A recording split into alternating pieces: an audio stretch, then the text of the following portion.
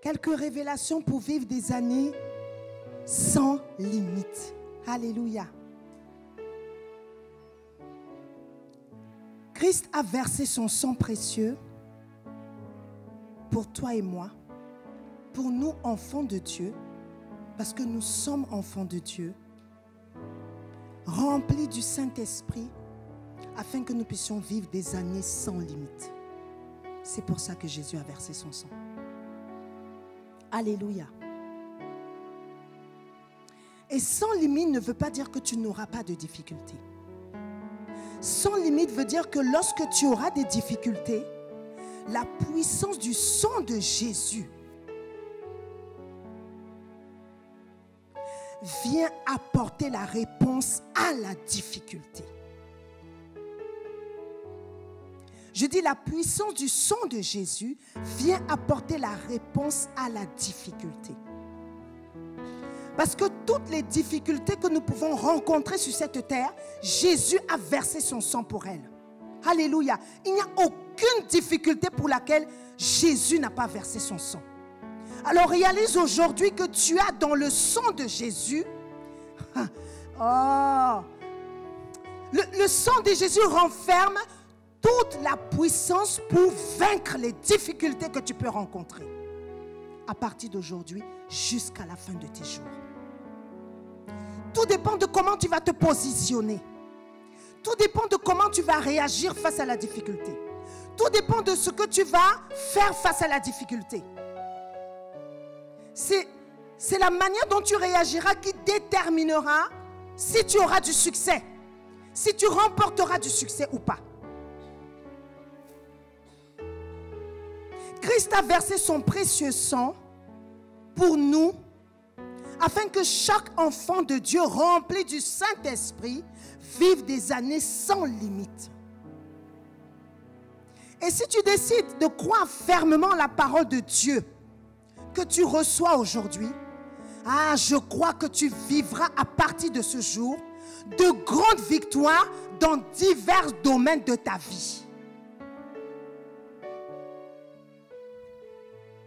Et je vais te donner un conseil, je ne le dis pas souvent. Cet enseignement que tu reçois aujourd'hui, je t'exhorte à le garder. Je t'exhorte même, comme tu marches avec ta Bible là, marche avec cet enseignement. Parce que tu peux te retrouver face à une situation où tu es dans la rue. Et tu dois réagir conformément à la parole de Dieu. Au lieu d'être déstabilisé et de commencer à paniquer, si tu as pris l'habitude de relire ces notes, crois-moi, à un moment donné, ça va devenir automatique. Donc je t'exhorte pendant un temps, marche avec cet enseignement. Comme tu marches avec la parole de Dieu, marche aussi avec cet enseignement. Parce qu'on parle de la puissance du sang de Jésus. Et c'est dans la puissance du sang de Jésus que nous avons reçu la victoire. C'est grâce au sang versé que toi et moi, nous sommes plus que vainqueurs. Et puisque nous sommes plus que vainqueurs, nous devons marcher comme des plus que vainqueurs. Ça veut dire que face à l'adversité, nous avons la réponse à l'adversité dans la parole de Dieu. Alléluia. Je vais aller lentement pour que nous puissions tous comprendre, retenir et appliquer la parole de Dieu. Alléluia. Afin que nous puissions récolter les fruits. Et je dirais des fruits dignes de Dieu. Alléluia. Il faudrait qu'à la fin de cette décennie, que toi-même tu fasses le récap. Et tu dis, depuis 2020 jusqu'à 2030, voilà, tu commences à citer ce que tu as vécu. Tu commences à citer les combats par lesquels tu es passé et les victoires que Dieu t'a données. Alléluia. Parce que je ne vais pas te mentir, tous les jours ça ne sera pas facile. Sinon ça serait te mentir. La vie serait trop monotone si tous les jours c'est facile. La vie serait trop monotone. Quand tu as des challenges, cela t'oblige à prendre sur toi. Cela t'oblige à avoir un certain positionnement et surtout à être déterminé. Alléluia.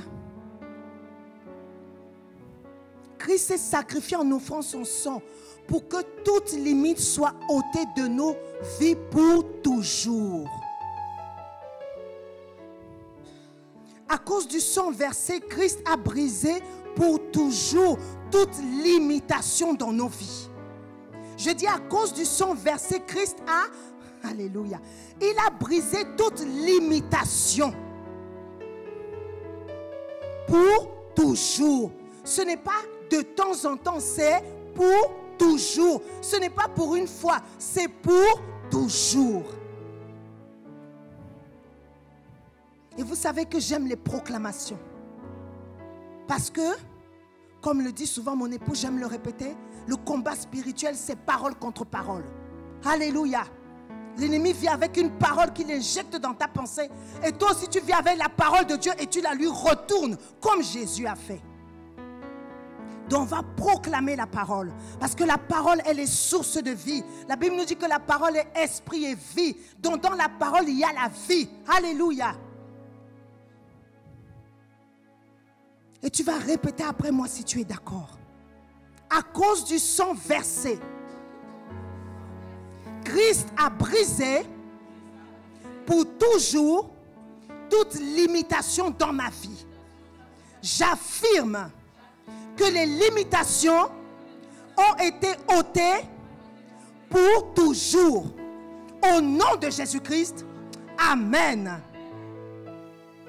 Elles ont été pour toujours. Réalise que ce n'est pas pour un instant seulement, c'est pour toujours. Christ a brisé toute barrière qui avait été érigée dans ta vie pour toujours. Pour toujours. Alléluia.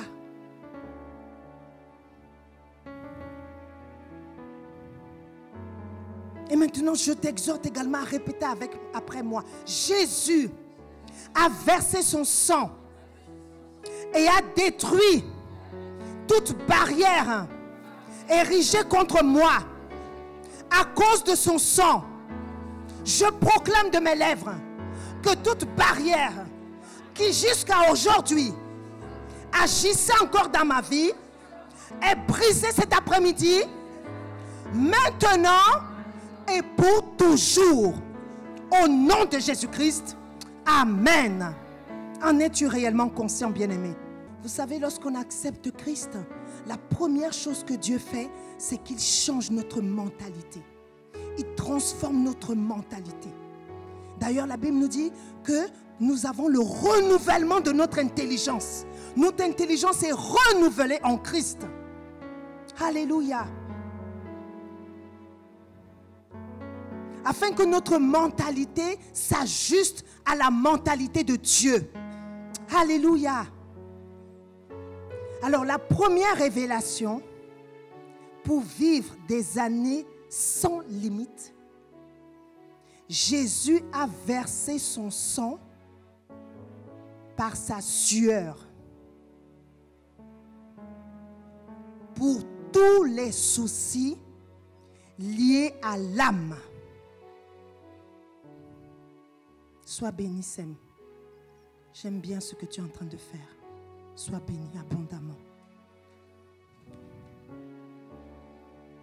Je répète, la première révélation pour vivre des années sans limite, Jésus a versé son sang par sa sueur pour tous les soucis liés à l'âme. Et on va lire Luc 22, versets 40 à 44. Luc 22, versets 40 à 44. Et j'aimerais que chacun de nous puisse lire, comme ça on va suivre ensemble. Alléluia.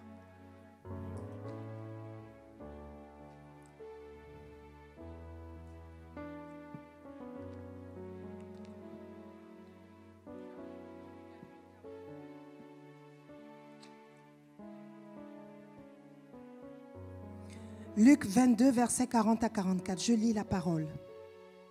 Et pour cette première lecture, par amour et par respect pour le Seigneur, on va se lever. On va faire la lecture debout pour cette première lecture. Luc 22, versets 40 à 44, la Bible nous dit: lorsqu'il fut arrivé dans ce lieu, il leur dit: priez afin que vous ne tombiez pas en tentation. Puis il s'éloigna d'eux à la distance d'environ un jet de pierre. Et s'étant mis à genoux, il pria, disant, « Père, si tu voulais éloigner de moi cette coupe, toutefois, que ma volonté ne se fasse pas, mais la tienne. » Verset 43. Alors un ange lui apparut du ciel pour le fortifier. Étant en agonie, il priait plus instamment, et sa sueur devint comme des grumeaux de sang qui tombaient à terre. Je vais relire ce dernier verset. Étant en agonie, il priait plus instamment, et sa sueur devint comme des grumeaux de sang qui tombaient à terre. Je vais vous inviter à vous asseoir, bien-aimés. Et lorsque j'ai relu ce verset, ces quelques versets,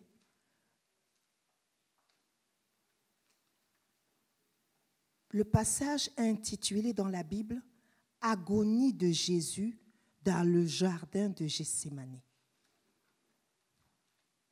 C'est ce qui est écrit. Agonie de Jésus dans le jardin de Gethsémani.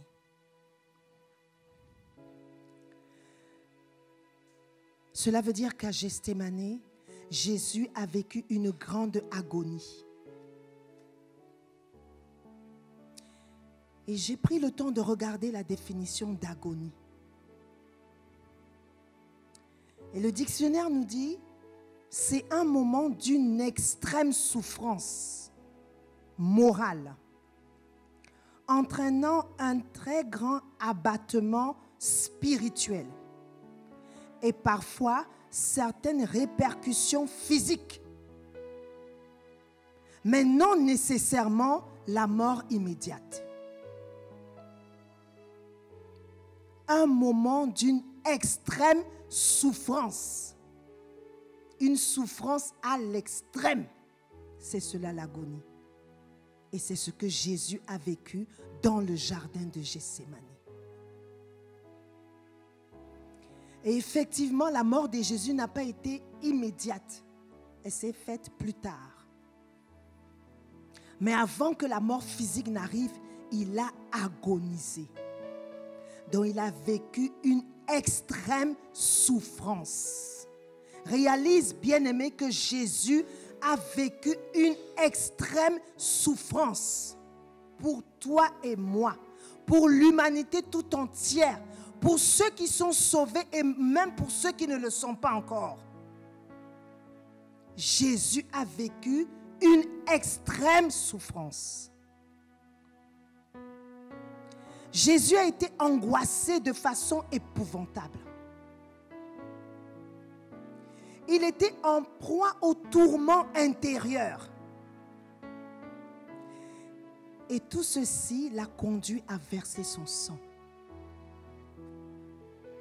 Je ne sais pas si vous pouvez réaliser, imaginer une seconde. Comment quelqu'un peut être angoissé à un niveau où sa sueur, lorsqu'elle tombe, ce sont des grumeaux de sang. L'angoisse extrême. Et pourquoi a-t-il été aussi angoissé? Parce qu'il savait ce qui allait lui arriver. Il savait qu'il allait être crucifié. Il savait qu'il allait être battu de verges. Il savait qu'on allait lui cracher au visage. Il savait qu'il allait vivre une douleur extrême. D'ailleurs, il a dit, si cette coupe pouvait passer, si je pouvais ne pas y aller. Et finalement, il s'est repris lui-même et il a dit, Seigneur, non pas ma volonté, mais la tienne. Alléluia.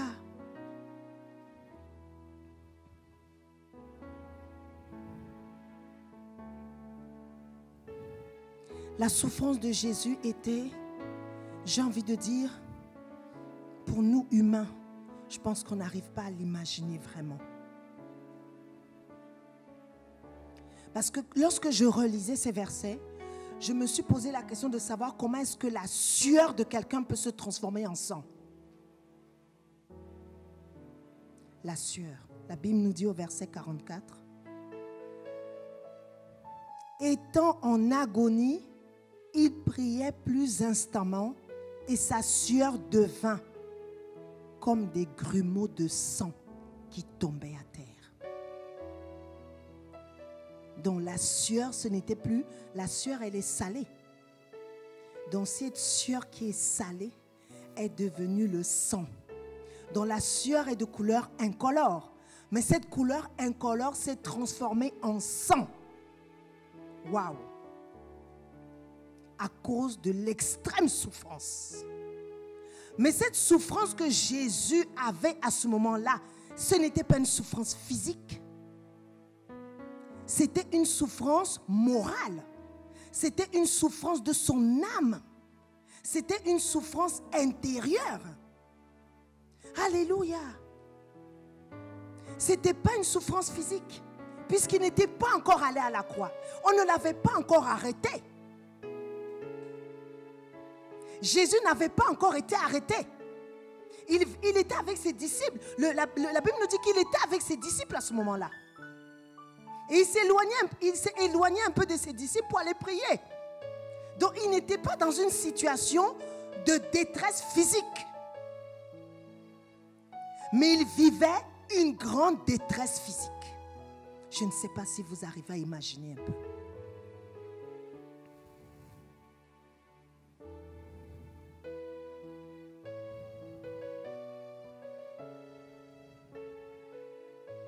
La sueur de Jésus s'est transformée en grumeaux de sang. Bien-aimé, je veux que tu le retiennes. Que la sueur de Jésus s'est transformée en grumeaux de sang. Et que l'extrême souffrance qu'il vivait à cet instant T, ce n'était pas parce qu'il avait été battu. C'était son âme qui était dans la souffrance. C'est pourquoi Jésus, à travers sa sueur qui s'est transformée en sang, il t'a donné la victoire sur tous les soucis liés à ton âme.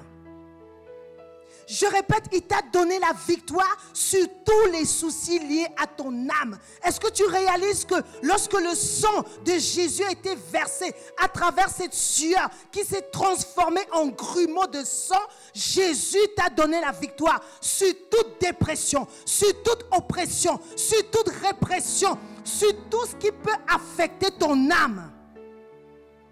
Alléluia.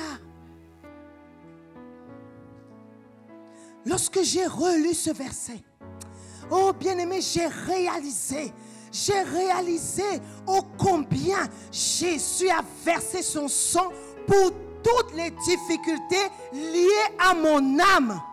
Waouh, ça veut dire que j'ai la victoire sur tous les défis liés à mon âme. Ça veut dire que Dieu m'a donné la victoire sur tous les problèmes qui sont liés à mon âme. Ça veut dire que mon âme doit être dans la paix. Elle ne doit pas être dans le trouble. Quel que soit ce qui veut venir troubler mon âme, j'ai aujourd'hui la clé pour dire à Satan, Jésus a versé son sang à travers sa sueur qui s'est transformée en grumeaux de sang pour que j'ai la victoire sur toutes les difficultés liées à mon âme.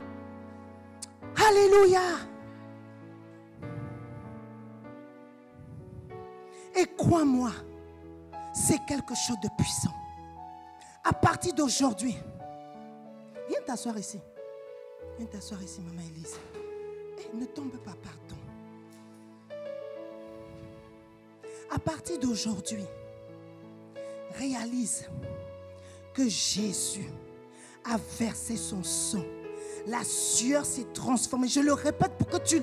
Il faut que ça rentre, bien-aimé. Mais que ça rentre pas uniquement pour aujourd'hui, mais que ça rentre pour toute la vie. Si demain, tu as un souci lié à ton âme, tu vas parler à ton âme et tu vas faire comme David il disait. David il disait à son âme, mon âme, je te l'ordonne, bénis l'Éternel et n'oublie aucun de ses bienfaits. David, il parlait à son âme. Toi aussi, Dieu te donne la capacité. Parce qu'aujourd'hui, tu réalises que la sueur de Jésus s'est transformée en grumeau de sang afin que tu aies la victoire sur toute difficulté liée à ton âme. À partir d'aujourd'hui, quels que soient les défis que tu peux vivre, qui viennent de l'âme, tu te lèves et tu proclames la parole. Tu te lèves et tu parles à ton âme et tu dis à ton âme, écoute-moi, bénis l'Éternel, n'oublie aucun de ses bienfaits. Écoute-moi, dépression, tu n'as rien à faire dans ma vie parce que Jésus a versé sa sueur qui s'est transformée en grumeau de sang à cause de cette dépression. Tu parles, si tu fais la pression, tu dis pression, tu n'as rien à faire dans ma vie parce que Jésus a versé son sang. Son sang est devenu, sa sueur s'est transformée en sang à cause de cette dépression, à cause de cette pression, à cause de cette oppression. Alléluia. Bien-aimé, il faut que tu te positionnes en Christ. Arrête d'être une personne qui subit. Maintenant, aujourd'hui, je ne dis pas demain, aujourd'hui, décide d'être une personne qui agit. Aujourd'hui, c'est fini. Terminé, je subis. Maintenant, j'agis. Mais je n'agis pas en vain. J'agis à travers la parole. Parce que Dieu m'a donné la plus grande arme qui existe sur cette terre. Excuse-moi, le revolver n'est pas plus puissant que la parole de Dieu. Alléluia.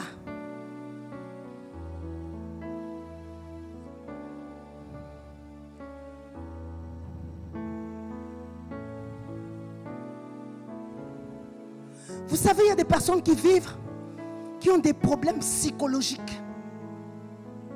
Certains même des problèmes psychiatriques. Et d'autres encore des problèmes psychothérapiques. J'ai pris le temps de regarder dans le dictionnaire. Pour ne pas dire n'importe quoi. Jésus a versé son sang pour tous les soucis liés à l'âme que nous pouvons avoir dans nos vies. Pour tout ce qui est psy, Jésus a versé son sang. Psychologique, psychiatrique, psychothérapique. Jésus a versé son sang. Alléluia. Jésus a versé son sang, bien-aimé. Et le verset dont je te parlais, c'est le psaume 103, verset 2. Psaume 103, verset 2. Lorsque tu te retrouves face à un souci lié à ton âme, tu ouvres la bouche et tu parles. Alléluia. Si tu dois faire une prière d'autorité, tu fais la prière d'autorité. Mais tu ne restes plus à te lamenter. Seigneur, comment vais-je agir? Seigneur, que vais-je faire? Seigneur, que vais-je dire? Tu ne sais plus quoi dire. Tu es tellement perturbé dans ton esprit que tu n'arrives même plus à prier. Non, à partir d'aujourd'hui, proclame la parole. Et au moment où David est en train de proclamer ces paroles, crois-moi, ce n'est pas tout n'est pas rose. Hein? Non.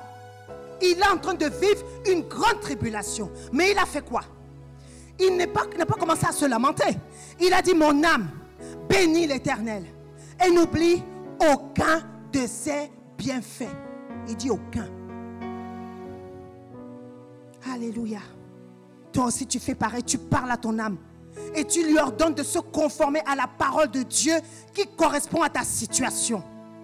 Alléluia. Puis tu te positionnes dans la foi. Et tu fais tout, je dis bien tout ce que le Saint-Esprit te demande pour que ce souci lié à ton âme disparaisse. Je ne veux plus entendre à partir d'aujourd'hui que quelqu'un me dise, je suis angoissé. Jésus a versé son sang à travers sa sueur qui est devenue des grumeaux de sang pour que tu ne vives plus dans l'angoisse. Si tu es angoissé, tu ouvres la bouche et tu parles. Tu dis, esprit d'angoisse, je te chasse de ma vie au nom de Jésus. Je te commande de quitter ma vie maintenant et pour toujours au nom de Jésus. Je te l'ordonne, tu dégages de ma vie au nom de Jésus. Le sang de Jésus me couvre, le sang de Jésus est en moi. Je vis par le sang et tu n'as pas de pouvoir sur moi. Je suis la nouvelle créature de Dieu. Je suis enfant de Dieu et je t'ordonne de lâcher prise dans ma vie au nom de Jésus. Tu ne te plains pas, tu proclames la parole. Alléluia. Et j'ai essayé de me renseigner pour savoir c'est quoi Gethsémani. Gethsémani signifie pressoir à huile. Pressoir à huile. C'est pourquoi Jésus a versé son sang pour toute oppression. Pour toute pression. Alléluia. Pour toute répression. Pour toute dépression. Parce que Gethsémani signifie pressoir.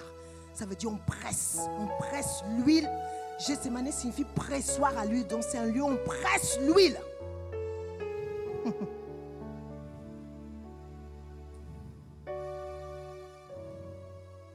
Et je t'invite à déclarer avec moi maintenant. Jésus a versé son sang pour toute pression, dépression, oppression, répression. J'ordonne à toute pression, dépression, oppression, répression de quitter mon âme immédiatement et pour toujours à cause du sang de Jésus. Toute limitation dans ma vie, dans mon âme est ôtée au nom puissant de Jésus. Amen. Alléluia. Tu dois marcher dans la victoire, bien-aimé. Et tu dois arrêter de te plaindre. Je dis, tu dois marcher dans la victoire et tu dois arrêter de te plaindre. Arrête de te plaindre, bien-aimé. Arrête de te plaindre.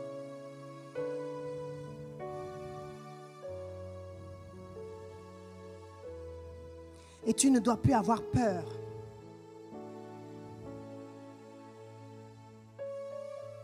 La pression vient souvent de la peur. L'oppression vient souvent de la peur. Tu ne dois plus avoir peur. Je dis, tu ne dois plus avoir peur. Tu dois bannir la peur de ta vie. Alléluia.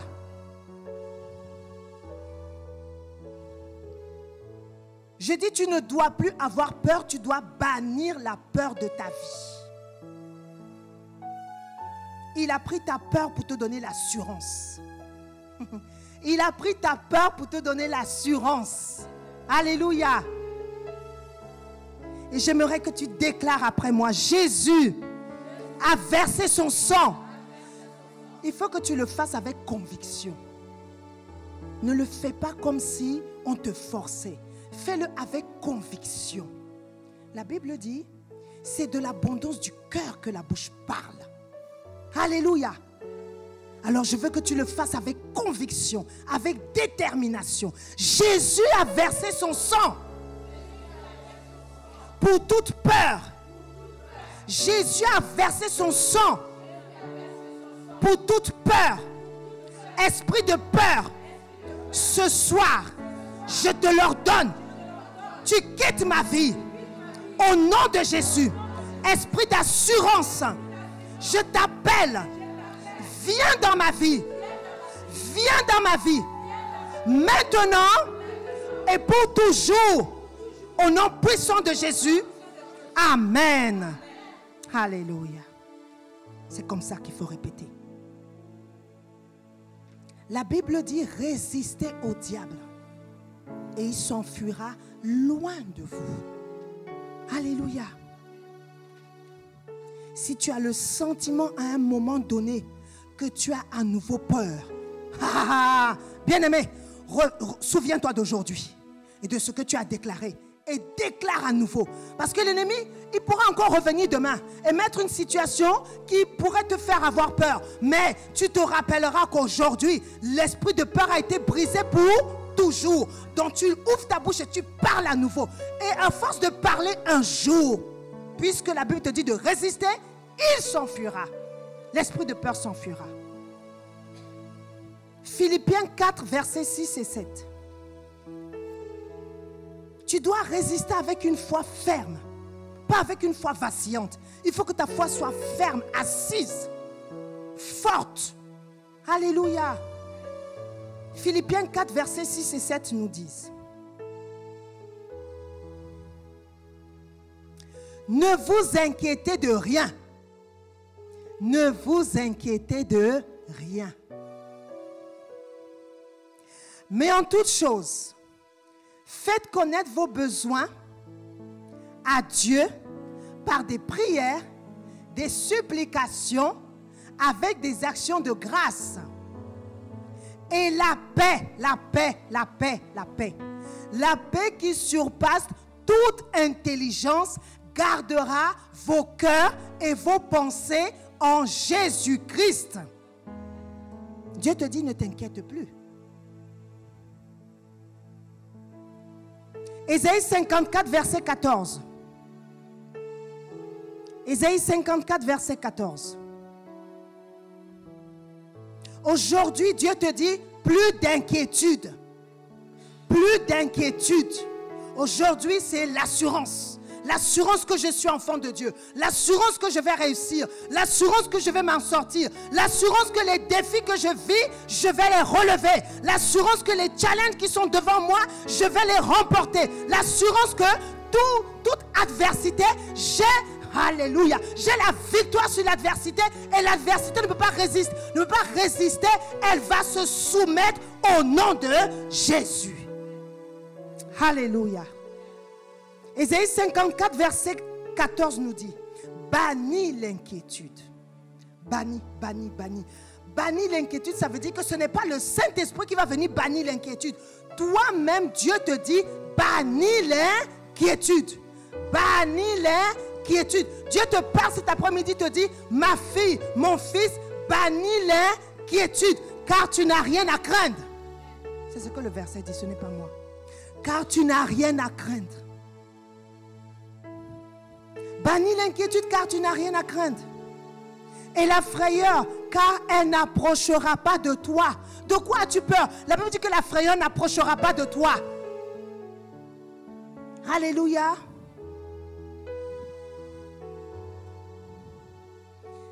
On poursuit avec Matthieu 6, versets 25 à 32. Matthieu 6, versets 25 à 32. Matthieu 6, versets 25 à 32.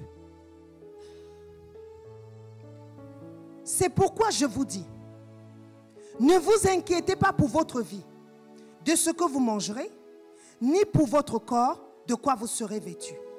La vie n'est-elle pas plus que la nourriture? Et le corps plus que le vêtement? Verset 26. Regardez les oiseaux du ciel.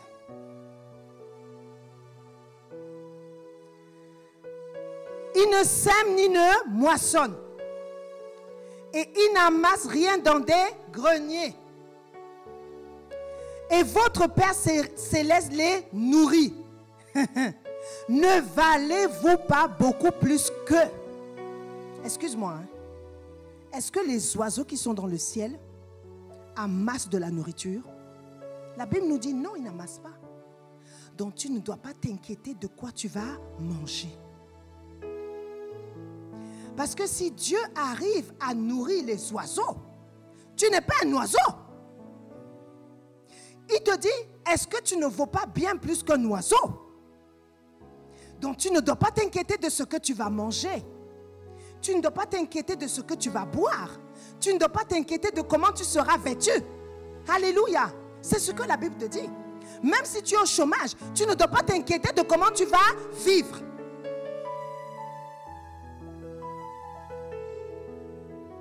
Verset 27. Qui de vous par ses inquiétudes peut ajouter une coudée à la durée de sa vie? Est-ce que parce que tu seras inquiet, tu pourras rajouter 1 heure? Non, 1 heure c'est beaucoup. Une seconde à la durée de ta vie? Non. Non. Ne t'inquiète donc pas. À partir d'aujourd'hui, Dieu te dit bannis l'inquiétude pour toujours.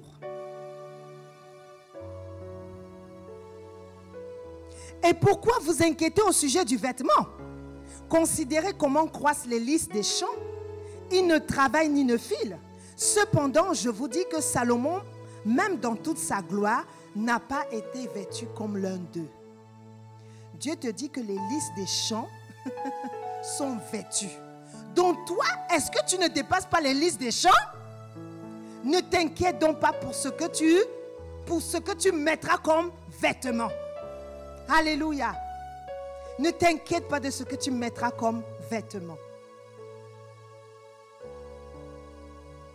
Verset 30. Si Dieu revêt ainsi l'herbe des champs qui existe aujourd'hui et qui demain sera jetée au four, ne vous vêtira-t-il pas à plus forte raison, gens de peu de foi? Alors bien aimé, le jour où tu vas t'inquiéter à partir d'aujourd'hui, réalise que Dieu t'appelle gens de peu de foi. Celui qui s'inquiète, Dieu le considère comme une personne de peu de foi. Ne t'inquiète pas, parce que Dieu dit de toi, si tu t'inquiètes, tu es une personne qui manque de foi. Verset 31.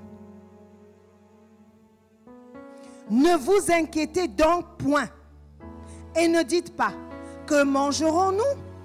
Que boirons-nous? De quoi serons-nous vêtus? Car toutes ces choses, ce sont les païens qui les recherchent.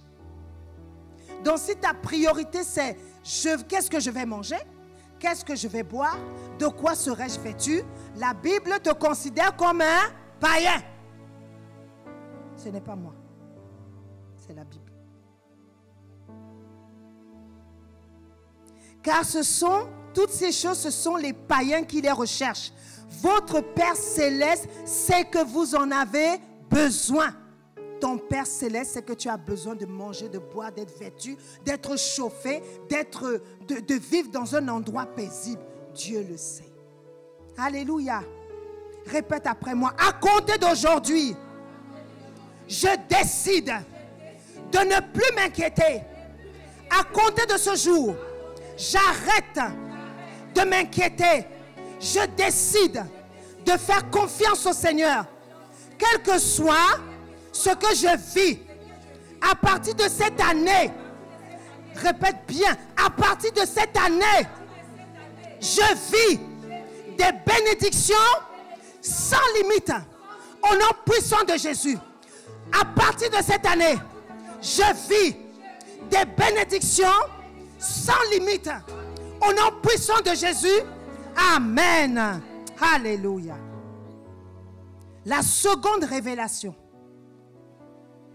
Pour vivre des années sans limite,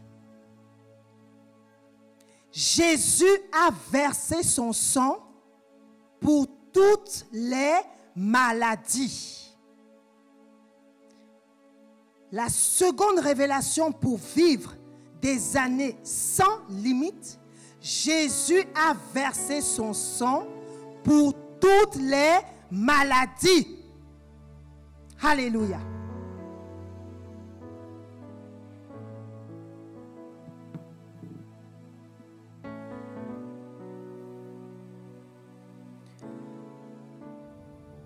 Jésus a versé son sang pour toutes les maladies qui existent sur la terre.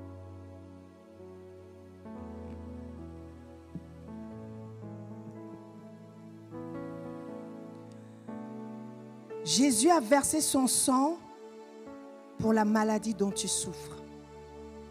Même si aujourd'hui tu ne vois pas la guérison, même si aujourd'hui tu attends la guérison, même si aujourd'hui tu contemples la guérison, même si aujourd'hui tu espères dans la guérison, Jésus a versé son sang pour que tu sois guéri.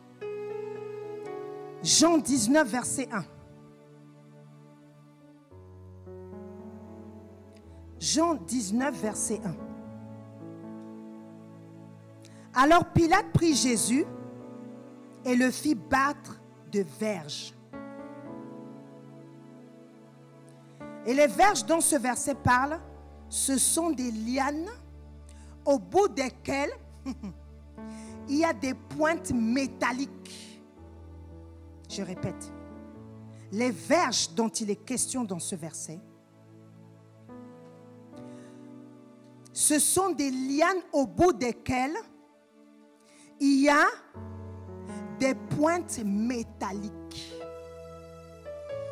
Donc lorsque Jésus recevait un coup et on l'a frappé dans le dos avec ces lianes, la Bible dit que le sang coulait de son dos.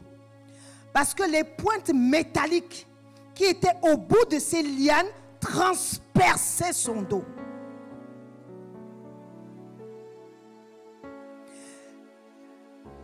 Ces lianes avec des pointes métalliques déchiraient sa chair. Et je veux que tu le réalises. C'est important. Les lianes avec lesquelles on a frappé Jésus, au bout de ces lianes, il y avait des pointes métalliques.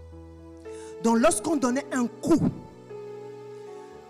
lorsque le coup arrivait sur le dos de Jésus, le sang jaillissait du dos de Jésus. Parce que les lianes déchiraient son dos.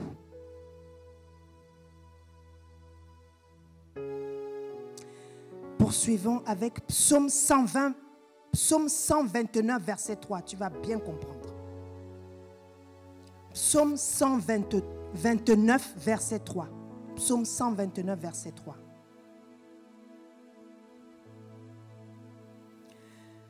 La Bible nous dit, des laboureurs ont labouré mon dos et ils y ont tracé de longs sillons. Des laboureurs. Donc Jésus, lorsqu'il recevait les coups, pour lui c'était des laboureurs qui étaient en train de labourer son dos. Et lorsqu'ils labouraient le dos, ils ont tracé des sillons. Excuse-moi, lorsque tu imagines un laboureur, le laboureur, lorsqu'il laboure, il trace des sillons dans le sol. Vous êtes d'accord avec moi? C'est comme ça que ça s'est passé dans le dos de Jésus. Quand on laboure la terre, et on laboure la terre avec la charrue généralement, et la charrue rentre dans la terre, et la charrue creuse des sillons. Les verges déchiraient le dos de Jésus comme les sillons que les laboureurs font dans la terre. Et j'ai pris le temps de regarder des images de charrues. Et j'ai vu qu'il y a une partie de la charrue qu'on appelle soc, S-O-C. Une partie de la charrue qu'on appelle soc, S-O-C. Et qui est une lame métallique. Souvenez-vous, la Bible nous dit, des laboureurs ont labouré mon dos. Et sur la charrue, il y a l'un des ustensiles, en fait, l'un des éléments de la charrue qui s'appelle soc. Et le soc, c'est une lame métallique. Et une autre partie de la charrue s'appelle coutre. C-O-U-T-R-E, coutre. Et c'est un outil tranchant et pointu avec une lame métallique au bout. Quand la lame métallique pénètre la peau, c'est ce qui s'est passé pour Jésus. La peau était déchirée. Et lorsque la peau était déchirée, ça me donne des frissons. Lorsque la peau était déchirée, le sang jaillissait. Le sang s'écoulait. C'est ce que Jésus a vécu.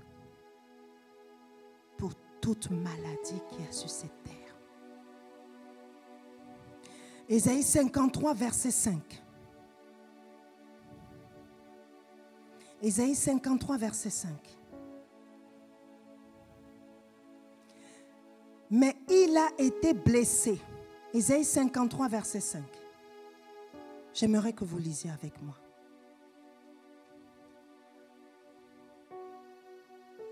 Même si vous le connaissez par cœur, ce verset. Mais il a été blessé pour nos péchés, brisé pour nos iniquités. Le châtiment qui nous donne la paix est tombé sur lui. Et c'est par ses meurtrissures que nous sommes guéris. Amen. Premièrement, suivez-moi attentivement. Jésus a été blessé. Amen. La version de Dora dit transpercé. Ça va même plus loin, c'est-à-dire que ça explique bien le verbe blesser là. Dans sa version, c'est transpercé. Ça veut dire, quand on transperce la peau, il y a le sang qui sort. Il a été blessé pour nos péchés.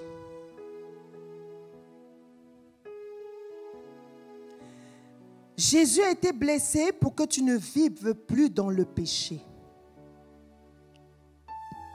La Bible dit clairement, hein. Il a été blessé, il a été transpercé pour que tu ne vives plus dans le péché.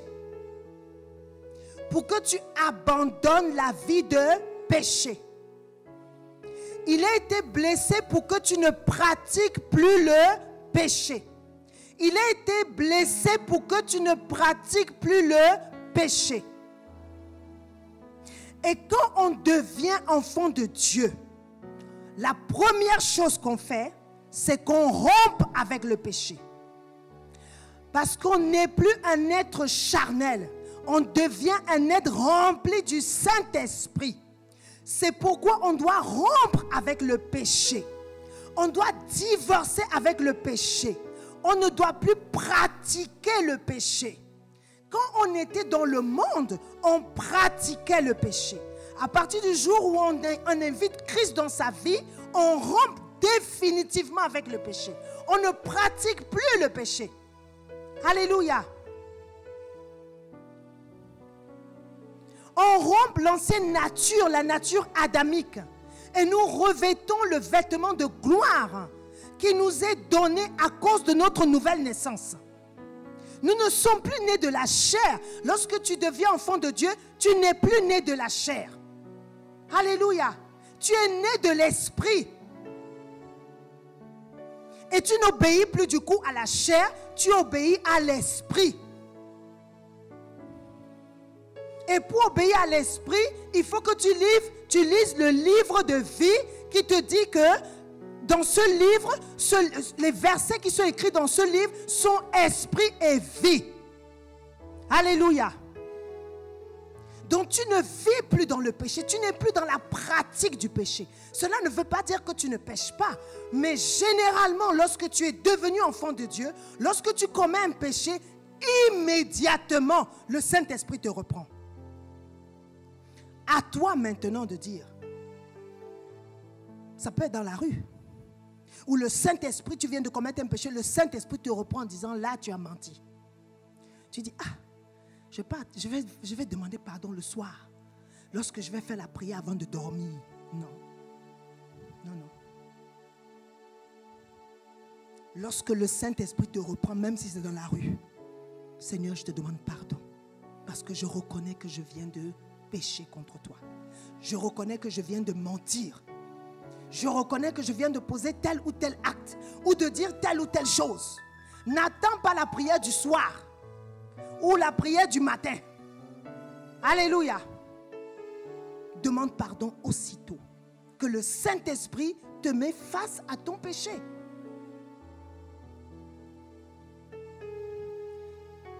Nous ne sommes plus conduits par les 5 sens. Tous les enfants de Dieu ici présents, nous ne sommes plus conduits par les 5 sens. Nous sommes conduits par l'Esprit. C'est pourquoi nous ne devons plus pratiquer les œuvres de la chair dont nous parle Galates 5.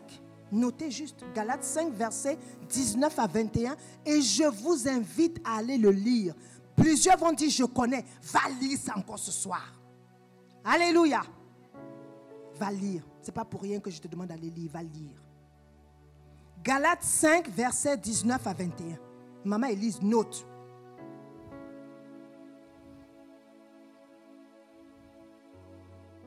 En fait, nous ne pratiquons plus le péché parce que nous pratiquons les œuvres de l'esprit. Parce que nous pratiquons les fruits de l'esprit.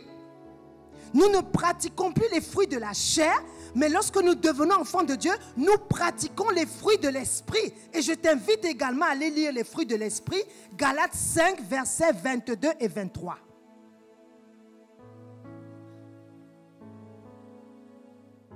Galates 5, versets 22 et 23. Et crois-moi, si tu ne pratiques pas les fruits de l'esprit, mais plutôt les fruits de la chair, tu as certes accepté Jésus comme ton Seigneur et Sauveur, mais tu es un chrétien charnel. Alléluia. Et le chrétien charnel ne vivra pas de victoire. Le chrétien charnel ne vivra pas la gloire de Dieu.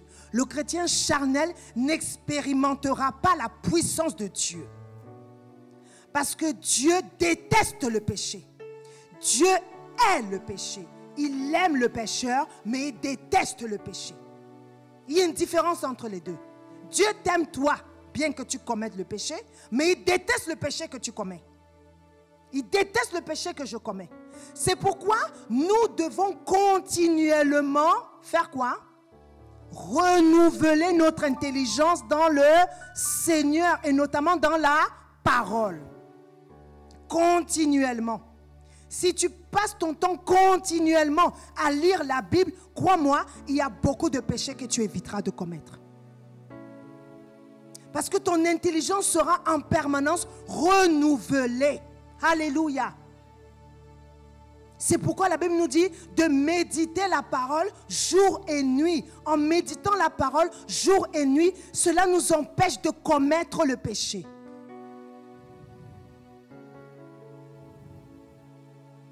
Lorsque tu es conduit par l'esprit, tu veilles également sur ton comportement. Lorsque tu es conduit par l'esprit, tu fais tout pour avoir une conduite conforme, pour avoir une attitude, pour avoir un comportement conforme à la parole de Dieu. Cela ne veut pas dire encore une fois que tu ne commettras plus de péché. Il n'y a que Jésus qui n'a pas commis de péché et Jésus qui est parfaitement parfait. Alléluia.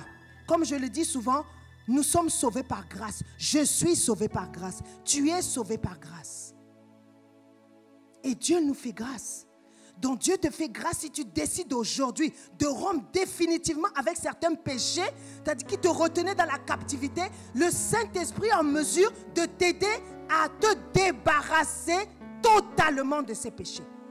Encore faut-il que tu le décides.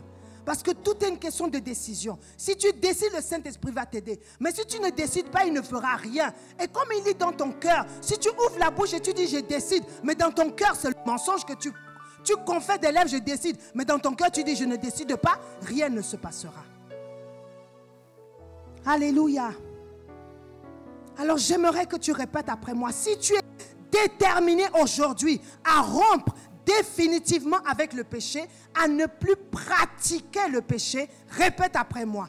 À partir d'aujourd'hui, à cause du sang versé par Jésus et parce que je suis enfant de Dieu, je décide de ne plus pratiquer le péché. Je décide de marcher selon les fruits de l'esprit et de renoncer aux fruits de la chair. Si je commets un péché, je demande pardon aussitôt et je change pour la gloire de Dieu. Amen.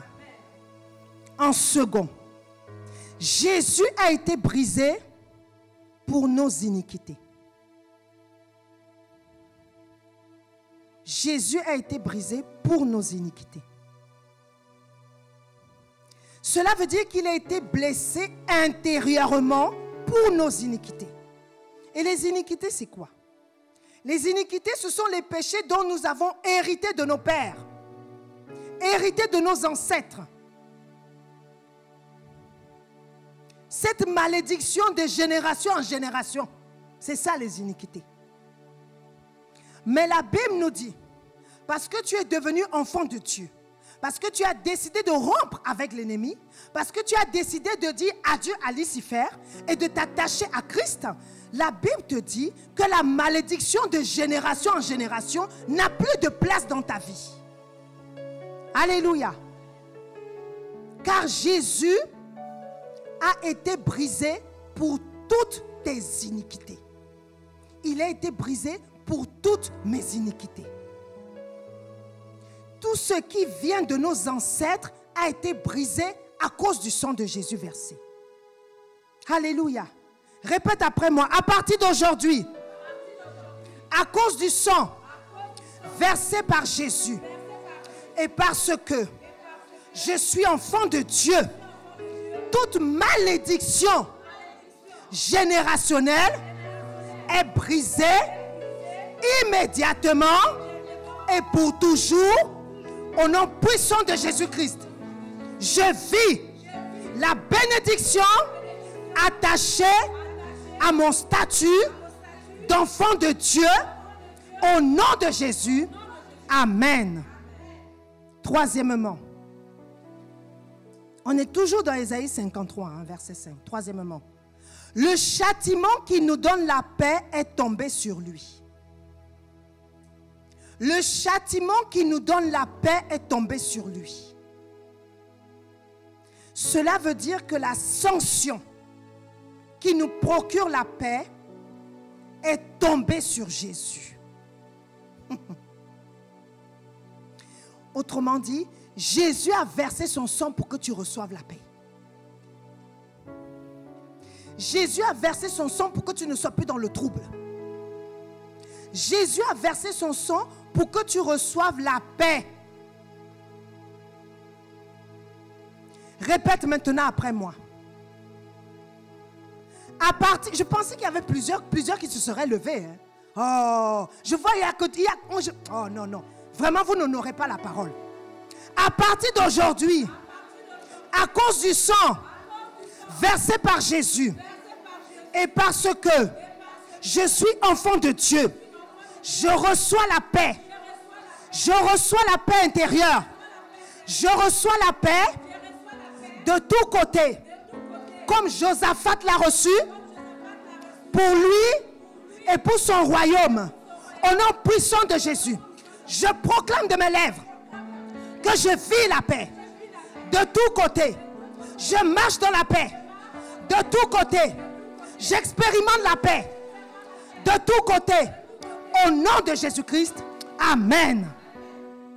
Quatrièmement, on est toujours dans Ésaïe 53, 5. Et c'est par ces meurtrissures que nous sommes guéris. Alléluia. Jésus a versé son sang pour que tu ne sois plus malade. Pour que tu sois en bonne santé. C'est pourquoi lorsque tu es malade, il faut proclamer la guérison. Je répète, lorsque tu es malade, il faut proclamer la guérison. Psaume 103, verset 3. Psaume 103, verset 3. Le verset nous dit, c'est lui qui pardonne toutes tes iniquités et qui guérit toutes tes maladies. Psaume 103, verset 3. C'est lui qui pardonne toutes tes iniquités et qui guérit toutes tes maladies. Bien-aimé, à partir d'aujourd'hui, confesse cette parole. Seigneur, tu as dit que tu guéris toutes mes maladies. Seigneur, tu as dit que tu guéris toutes mes maladies. Donc même si je ressens la douleur, même si je souffre, j'ai la conviction que tu guéris toutes mes maladies. Alléluia. Quand il m'arrive encore d'avoir des douleurs, je continue de confesser. Je ne m'arrête pas. À un moment donné, le diable m'a blagué et j'ai commencé à dire, Seigneur, est-ce que réellement tu m'as guéri? Et moi-même, je me suis reprise illico. J'ai dit, arrière de moi, Satan, tu veux venir mettre le doute dans mon esprit? Jamais je renonce à ça. Et je proclame, par les maîtres de Jésus, j'ai été guéri. Par les maîtres de Jésus, j'ai été guéri. 2 Corinthiens 11, verset 24.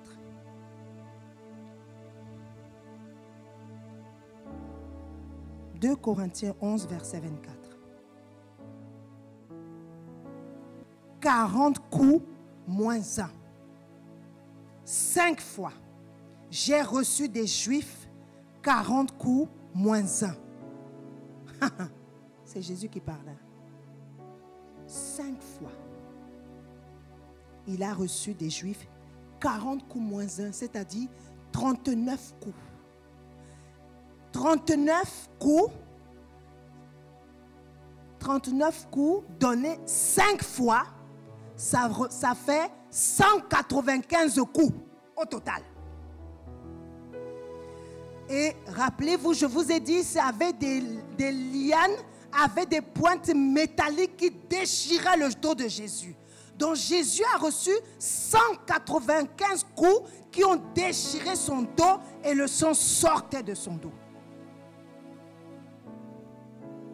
Et les scientifiques ont découvert qu'il y a 39 catégories de maladies. Je me suis posé la question de savoir pourquoi ils n'ont pas découvert qu'il y en a 40. Pourquoi ils n'ont pas découvert qu'il y en a 100. Pourquoi ils n'ont pas découvert qu'il y en a 50. Il s'avère que les scientifiques ont découvert qu'il y a 39 catégories de maladies. Croyez-moi, vous pensez que c'est par hasard? C'est parce que Jésus a versé son sang pour chaque catégorie de maladie qui existe sur cette terre. Alors je te dis, si tu es malade, tu as déjà reçu la guérison. Et je veux que tu répètes après moi. À partir d'aujourd'hui, à cause du sang versé par Jésus, je parle à la maladie. Et je veux que tu parles à la maladie. Si tu es malade, dis la maladie avec le nom. Tu n'as pas le pouvoir, tu n'as pas de pouvoir sur moi. Je te réprime. Je te chasse de ma vie. Je te commande de quitter ma vie. Maintenant et pour toujours. Amen. Reste debout et déclare, à compter de cette année, je vis des années de santé divine et de bénédiction sans limite au nom puissant de Jésus-Christ. Amen.